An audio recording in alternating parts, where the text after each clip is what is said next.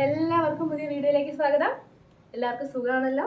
അപ്പോൾ ഇന്ന് നമ്മൾ ചെയ്യാൻ പോകുന്നത് ഒരു ഒഴിച്ചുകറിയാണ്. എല്ലാവർക്കും പ്രിയപ്പെട്ട നമ്മുടെ രസം, നമ്മുടെ സദ്യക്കൊക്കെ ഒഴിച്ചുകൂടാനാവാത്തൊരു കറിയായ രസമാണ് നമ്മൾ ഇന്ന് തയ്യാറാക്കുന്നത്. ഇന്നൊരു പ്രത്യേക രീതിയിലാണ് കേട്ടോ ഞാൻ രസം തയ്യാറാക്കുന്നത്. നമ്മുടെ സാധാരണ സ്ഥിരം കാണുന്ന മെത്തേഡൊന്നും അല്ല. അപ്പോൾ വീഡിയോ ഇഷ്ടപ്പെട്ടാൽ നിങ്ങൾ ചാനൽ സബ്സ്ക്രൈബ് ചെയ്യണേ. അപ്പോൾ എങ്ങനെയാണ് നമുക്ക് രസം തയ്യാറാക്കുന്നതെന്ന് നോക്കാം. അപ്പോൾ നമ്മുടെ രസം തയ്യാറാക്കാനായിട്ട് നമുക്ക് പ്രധാനമായിട്ടും വേണ്ട ഇൻഗ്രീഡിയൻ്റ് എന്ന് പറഞ്ഞാൽ കുരുമുളകാണ്. നമ്മൾ ഇതിനകത്ത് മല്ലിപ്പൊടി ഒന്നും ചേർക്കുന്നില്ല കേട്ടോ. ഇതൊരു പ്രത്യേക രസമാണ്, എല്ലാവരും ഒന്ന് ചെയ്ത് നോക്കണേ. അപ്പം നമ്മുടെ ഏറ്റവും കൂടുതൽ വേണ്ടത് കുരുമുളകാണ്. ഇത് കുറച്ച് സ്പൈസിയാണ് കേട്ടോ. അപ്പം നമ്മുടെ രസത്തിന് കുരുമുളകിൻ്റെ എരിവാണ് കൂടുതലായിട്ടും നല്ലത്. അപ്പം ഞാൻ പൊടിയല്ല എടുക്കുന്നത്, ഈ കുരുമുളക് തന്നെയാണ് എടുക്കുന്നത്. അത് ഏകദേശം ഒരു 3 സ്പൂൺ കുരുമുളകുണ്ട്. പിന്നെ നമുക്ക് വേണ്ടത് പ്രധാനമായിട്ടും വെളുത്തുള്ളിയാണ്. അതൊരു ഏകദേശം ഒരു വലിയ വെളുത്തുള്ളിയാണ് കേട്ടോ. ഇത് മുഴുവൻ ഒരു വലിയ വെളുത്തുള്ളിയാണ് ഞാൻ എടുത്ത് വെച്ചിരിക്കുന്നത്. തൊലിയൊന്നും കളഞ്ഞിട്ടില്ല, നന്നായിട്ട് കഴുകി എടുത്തിട്ടുണ്ട്. പിന്നെ നമുക്ക് വേണ്ടത് മല്ലിയിലയാണ്. പിന്നെ നമുക്ക് പ്രധാന സാധനം പുളി. ഇത് ഏകദേശം ഒരു നാരങ്ങ വലിപ്പത്തിനുള്ള പുളി ഞാൻ വെള്ളത്തിലിട്ട് കുതിർത്ത് വെച്ചിരിക്കുന്നതാണ്. ഇനി നമ്മുടെ ആദ്യത്തെ സ്റ്റെപ്പ് എന്ന് പറഞ്ഞാൽ ഈ കുരുമുളകും ഈ വെളുത്തുള്ളിയും പിന്നെ നമ്മൾ വെള്ളത്തിലിട്ട് വെച്ച പുളിയും കൂടെ ഇല്ലേ, അതും കൂടി നമുക്ക് മിക്സിയിലിട്ടൊന്ന് അടിച്ചെടുക്കാം. അപ്പോൾ അതിന് വേണ്ടിയിട്ട് ഞാൻ മിക്സിയുടെ ഒരു ചെറിയ ജാർ എടുത്തിട്ടുണ്ട്. അതിലേക്ക് ആദ്യം തന്നെ നമുക്ക് കുരുമുളക് ഇട്ട് കൊടുക്കാം.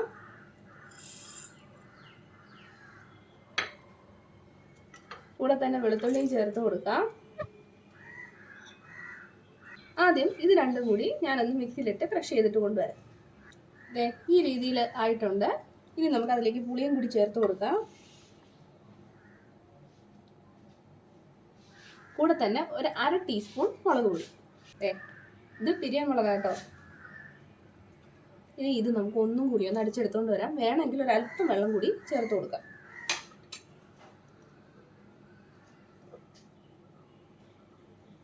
ഒരല്പം. ഞാനൊരു പാൻ അടുപ്പത്ത് വെച്ചിട്ടുണ്ട്. നമുക്ക് അതിലേക്ക് കുറച്ച് എണ്ണ ഒഴിച്ചു കൊടുക്കാം. വെളിച്ചെണ്ണയാണ്, അതൊന്ന് ചൂടാവട്ടെ. അപ്പോൾ നമ്മുടെ എണ്ണ ചൂടായിട്ടുണ്ട്. നമുക്കതിലേക്ക് കടുക് ചേർത്ത് കൊടുക്കാം.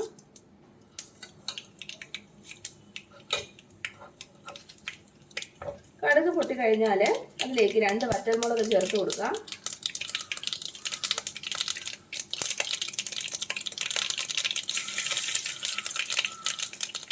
ഇനി അതിലേക്ക് വേണ്ടത് കറിവേപ്പിലയാണ്.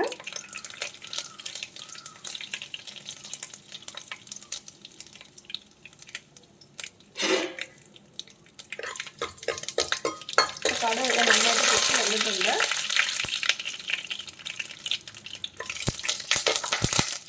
ഇനി അതിലേക്ക് ചെറിയ ഉള്ളി കനം കുറച്ച് അരിഞ്ഞ് നമുക്ക് ചേർത്ത് കൊടുക്കാം.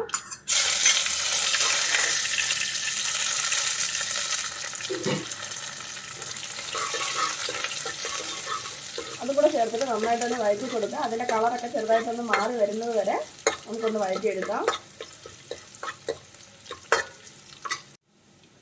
അപ്പോൾ നമ്മുടെ ചെറിയ ഉള്ളി ചെറുതായി കളർ മാറാൻ തുടങ്ങുന്നുണ്ട്. ഒരുപാടങ്ങ് ബ്രൗൺ ആക്കണ്ട, അതിൻ്റെ ആ പച്ച ചുവ നമുക്കൊന്ന് മാറി കിട്ടിയാൽ മതി. ഇനി അതിലേക്ക് നമ്മൾ നേരത്തെ അരച്ച് വെച്ചാൽ കൂട്ടില്ലേ, നമ്മുടെ വെളുത്തുള്ളിയും കുരുമുളകും പുളിയും, അത് നമുക്കിതിലേക്ക് ചേർത്ത് കൊടുക്കാം.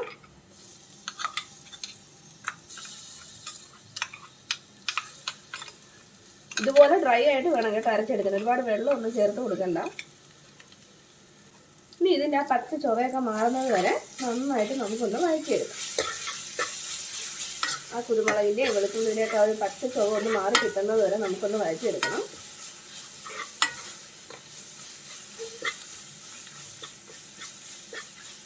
എണ്ണ കുറവാണെന്ന് തോന്നിയാൽ നമുക്ക് കുറച്ച് എണ്ണ കൂടി ചേർത്ത് കൊടുക്കാം.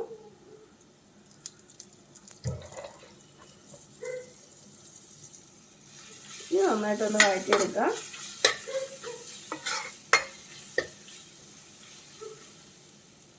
അപ്പോൾ അതൊന്ന് ലോ ഫ്ലെയിമിൽ ഇട്ടാൽ മതി.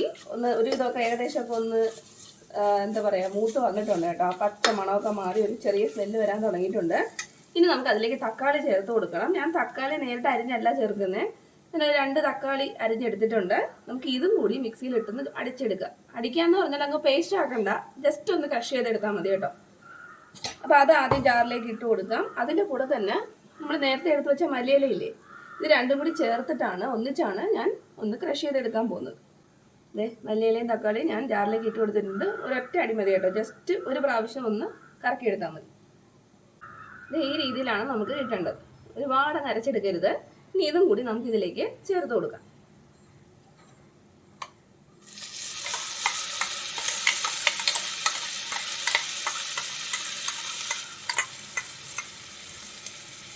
ഈ തക്കാളിയുടെയൊക്കെ പച്ചമണം മാറുന്നത് വരെ ഒന്നും കൂടി നമ്മളൊന്ന് വഴറ്റിയെടുക്കണം.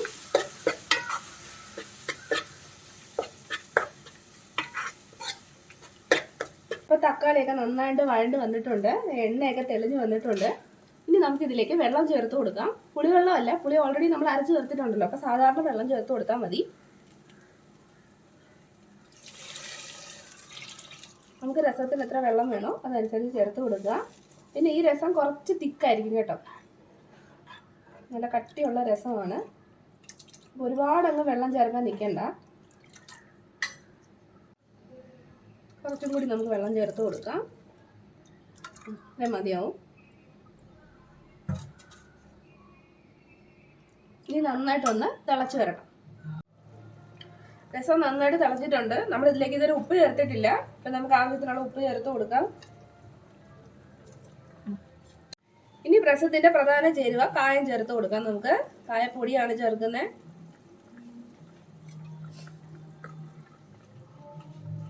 ഇപ്പൊ തന്നെ നല്ലൊരു മണം വരുന്നുണ്ട് കായത്തിന്റെയൊക്കെ. കായം ചേർത്ത് കൊടുക്കുമ്പോഴാണ് നമ്മുടെ രസത്തിന്റെ ഒരു മണമൊക്കെ വരുന്നത് കേട്ടോ. അതാണ് നമ്മുടെ താരം. നമ്മുടെ രസത്തിന്റെ ഏറ്റവും പ്രധാനപ്പെട്ട സാധനമാണ് കായം. നമ്മൾ കായം കട്ടക്കായമാണ് ഇടുന്നതെങ്കിൽ ആദ്യമേ തന്നെ ചേർക്കണം. നമ്മൾ ഈ വഴറ്റുന്ന സമയത്തൊക്കെ ചേർത്ത് കൊടുക്കണം. പൊടി ആയതുകൊണ്ട് നമുക്ക് അവസാനം ഇട്ട് കൊടുത്താൽ മതി. കുറച്ച് ഉപ്പ് കുറവാണ്, നമുക്ക് കുറച്ചുകൂടി ചേർത്ത് കൊടുക്കാം.